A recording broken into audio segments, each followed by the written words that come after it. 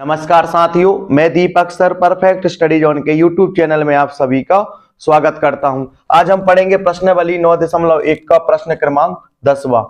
एक 80 मीटर चौड़ी सड़क, दोनों ओर आमने सामने समान लंबाई वाले दो खंबे लगे हुए हैं।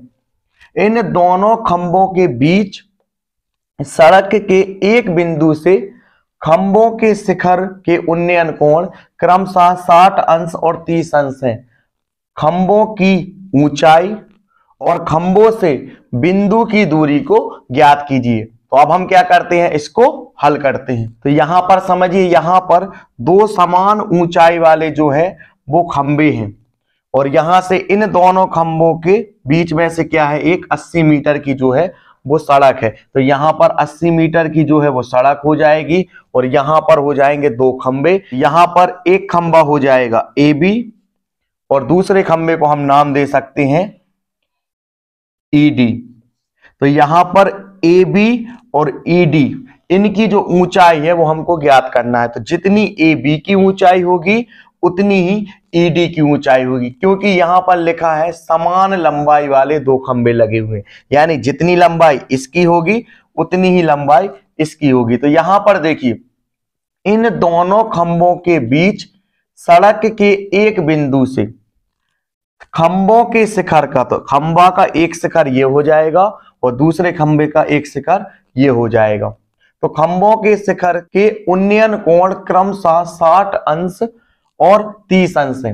यदि यहां पर बराबर बराबर अंश होते तो हम क्या करते, एक बिंदु को बीचों बीच लेते, लेकिन यहां पर 60 अंश का और 30 अंश का अलग अलग यहां पर एंगल बन रहा है। तो हम क्या करेंगे, मान लीजिए यहां पर हम उस बिंदु को ले लेंगे। तो कोई व्यक्ति यदि यहां पर खड़ा है, जब यहां पर वो ये वाले खंबे को देखेगा तो यहां पर ज्यादा ऊंचाई नहीं होगी, इसलिए यहां पर कम एंगल बनेगा और ये एंगल बन जाएगा 30 अंश का। तो यहां पर देखिए, व्यक्ति यहां पर खंबे के पास में खड़ा है, तो जब यहां से वो ऊपर की ओर देखेगा ना तो यहां पर ज्यादा एंगल बनेगा। तो इसलिए यहां पर ये वाला जो कोण होगा वो हो जाएगा 60 एंगल का, ये वाला जो एंगल होगा वो बनेगा 60 अंश का और ये वाला जो एंगल होगा वो बनेगा 30 अंश का। तो यहां पर इस वाली बिंदु को हम नाम दे देंगे सी।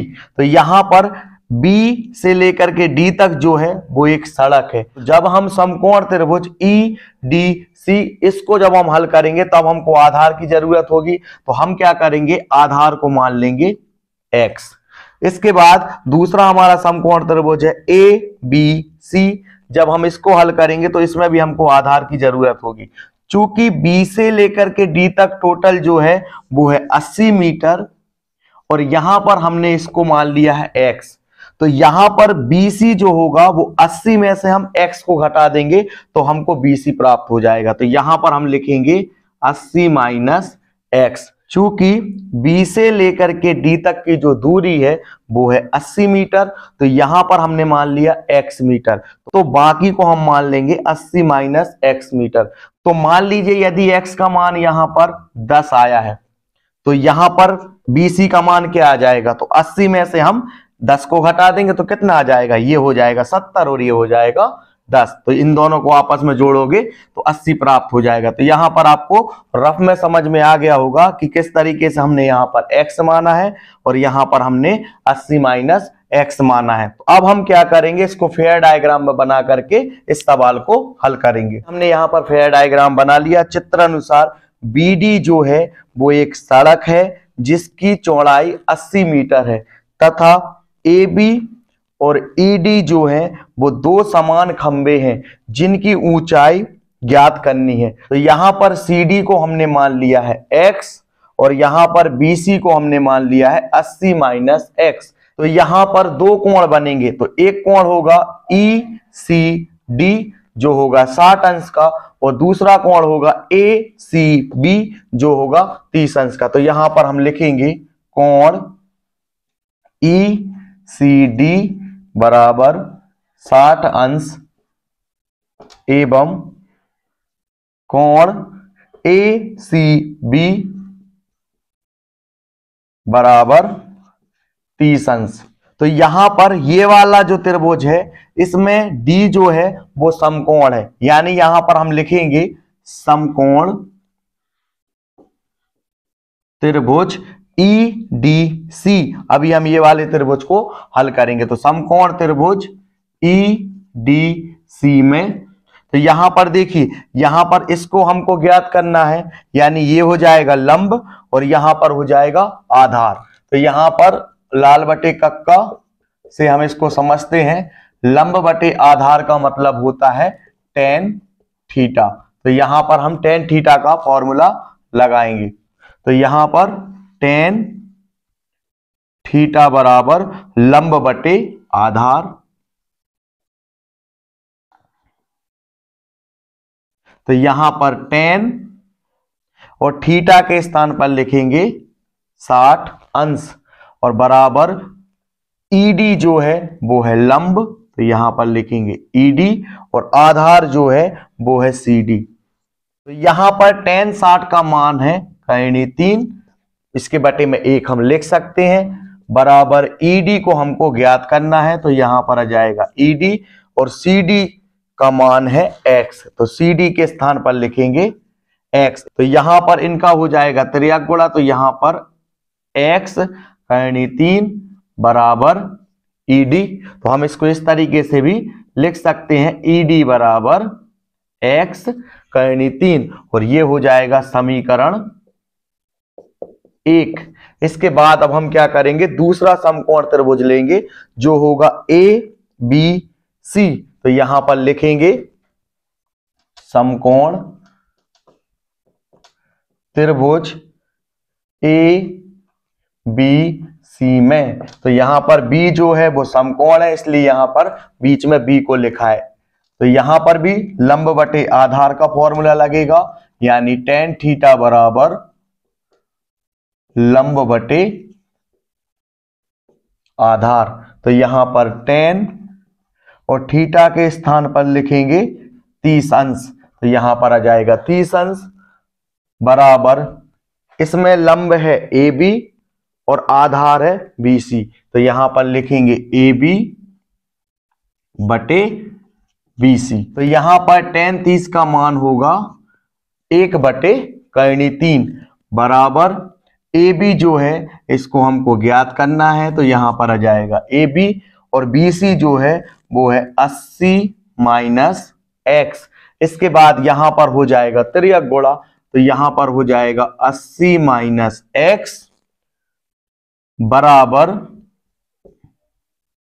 AB कर्ण 3। तो यहां पर देखिए, यहां पर अब हम क्या करेंगे, पक्षांतरण करेंगे। यहां पर 80 रहेगा अपने स्थान पर, तो यहां पर 80। तो यहां पर हमने बराबर का निशान लगा दिया। AB कर्ण 3 जो है वो बराबर के दाहिने हाथ पर है। जब हम इसको बराबर के बाएं हाथ पे लाएंगे तो ये हो जाएगा माइनस का, और जो x जो है वो अभी बराबर के बाएं हाथ पर है। जब इसको बराबर के दाहिने हाथ पे ले जाएंगे तो माइनस का x जो होगा वो बदल जाएगा प्लस x में, और यहां पर आ जाएगा जो प्लस का AB कर्ण 3 है वो बदल जाएगा माइनस AB कर्ण 3।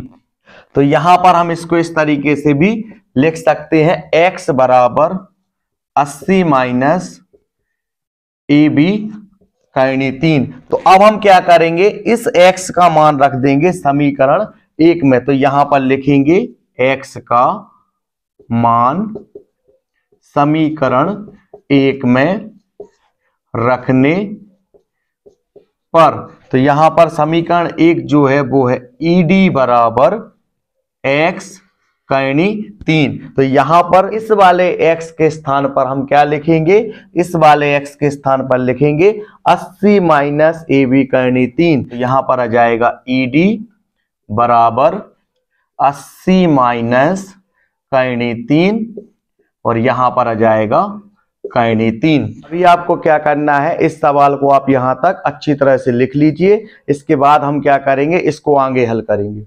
तो अब हम क्या करेंगे, इसको आगे हल करेंगे। ED बराबर कर्ण 3 का गुणा होगा 80 में, तो यहां पर प्राप्त हो जाएगा 80 कर्ण 3। इसके बाद इसी कर्ण 3 का गुणा होगा AB कर्ण 3 में, तो कर्ण 3 का गुणा होगा कर्ण 3 में, तो ये हो जाएगा कर्ण 3 का वर्ग, और वर्ग से करनी हो जाएगी कैंसिल। तो क्या बचेगा 3, तो यहाँ माइनस है तो यहाँ माइनस, यहाँ पर आ जाएगा 3 और AB।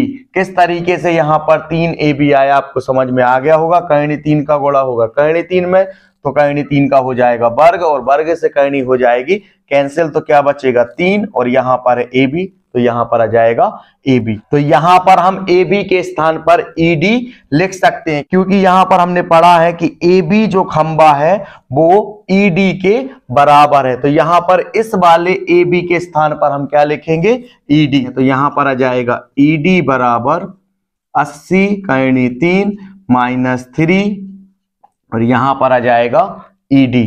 अब हम यहाँ पर क्या करेंगे, पक्षांतरण करेंगे। तो पक्षांतरण करने पर, तो यहाँ पर बराबर के दाहिने हाथ पर है -3AD। जब हम इसको बराबर के बाएं हाथ पे लाएंगे तो -3ED जो है वो बदल जाएगा +3ED। तो यहाँ पर है ED, और जब इसको इस तरफ लाएंगे तो ये बदल जाएगा प्लस में, तो +3ED बराबर 80 कर्णी 3। तो यहाँ पर 3 और 1 हो जाएंगे 4, ED बराबर 80 कर्णी 3। यहाँ पर 4 ED है, यानी 4 गुणित ED बराबर 80 कर्णी 3। तो गुणा का अपोजिट होता है भाग, तो यहाँ पर जो 4 होगा वो 80 कर्णी 3 के बटे में आ जाएगा 4, यानी इसको हमने भाग के रूप में लिख दिया है। तो यहाँ पर 4 एकम 4, 4 दूनी 8 और 4 शून्यम 0। तो यहाँ पर ED जो है वो प्राप्त हो गया है 20 कर्णी 3, यानी ED मतलब खंबे की जो ऊंचाई है वो प्राप्त हो गई है 20 कर्णी 3। यहाँ पर दो समान खंबे थे, AB और ED।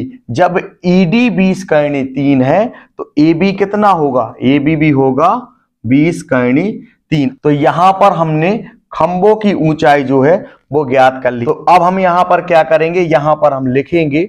तो यहाँ पर हमको खंबों की ऊंचाई जो है वो हमको प्राप्त हो गई। अब हमको क्या करना है, खंबों से बिंदु के बीच की दूरी ज्ञात करना है, यानी CD को ज्ञात करना है कि CD कितना है, और यहाँ पर BC को ज्ञात करना है कि BC के बीच की दूरी कितनी है। तो यहाँ पर अब हम क्या करेंगे, इसको हम समीकरण 1 की सहायता से हल करेंगे। तो यहाँ पर हम लिखेंगे समीकरण 1 से, समीकरण 1 है ED बराबर x कर्णी 3। तो यहां पर हम क्या करेंगे, ED के स्थान पर लिखेंगे 20 कर्णी 3।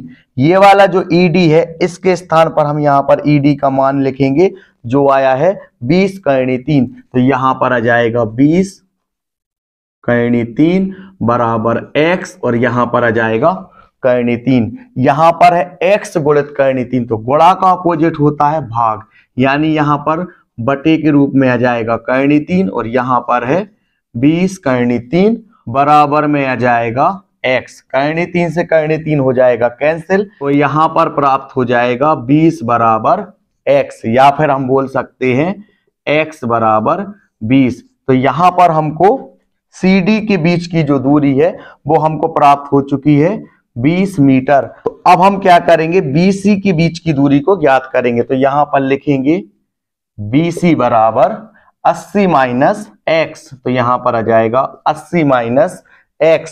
तो यहां पर BC बराबर 80 माइनस x के स्थान पर कितना लिखेंगे, x के स्थान पर लिखेंगे 20। तो BC बराबर प्राप्त हो जाएगा 60। तो यहां पर हमने इन दोनों के बीच की जो दूरी है इनको भी हमने क्या किया है, ज्ञात कर दिया है। तो इस तरीके से ये वाला सवाल जो है वो हल हो चुका है। आपको क्या करना है, वीडियो को रोक करके अच्छी तरह से नोट्स कंप्लीट कर लीजिए।